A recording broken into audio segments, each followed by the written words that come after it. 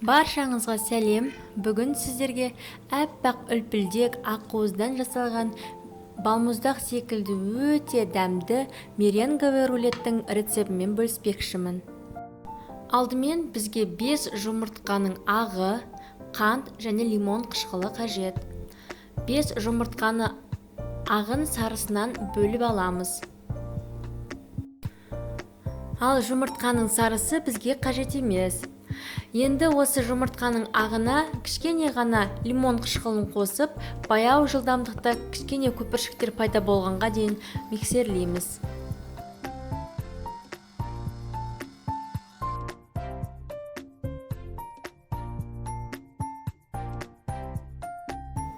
Енді кішкене көпіршіктер пайда бола бастағаннан, баяу жылдамдықта қантымызды 2-3 бөлікке бөліп миксерлейміз.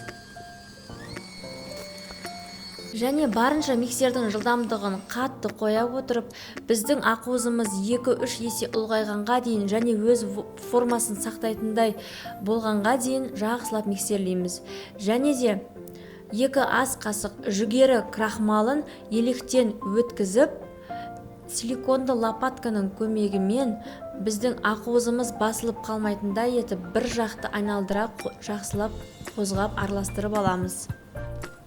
Противенге пергамент қағазын төсейміз және ақуызымызды саламыз. Және бір текті етіп, қалыңдығы 5-6 сантиметрдей болатындай етіп жазып шығамыз. Енді осы меренгамызды алдын ала қызып тұрған пеште 100-150 градус шамасында конвекция режимі бойынша шамамен 1 сағат уақытта пісіріп аламыз. Егер конвекция режимі болмаса, онда градусын төмендетіп пісіресіздер. Дайын болған меренгамыз осылай беті сынуы керек және суытып қоямыз. Енді кремін дайындаймыз. Ол үшін салқын тоңазытқыштан алынған сливки, творожный сыр және қант үшеуін қосып, жақсылап миксерлейміз.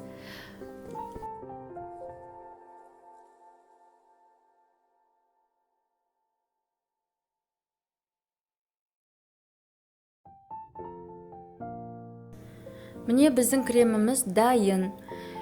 Енді суыған меренгамызды келесі бір пергаменттің үстіне аударамыз.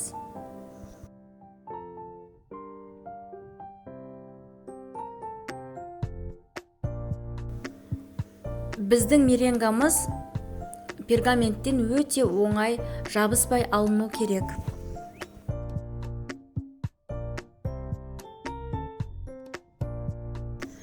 Енді меренгамызға кремімізді жағамыз.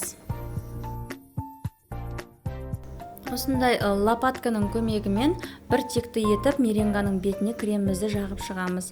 Салмасына кез келген жеміс жидектерді пайдалануға болады. Мен малинаны пайдаландым.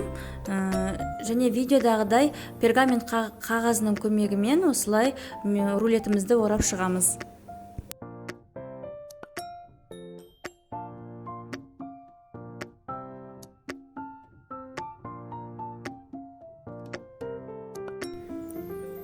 Енді осы оралған меренгалы рулетті тоңазытқышта 1-2 сағатқа қойып қоямыз.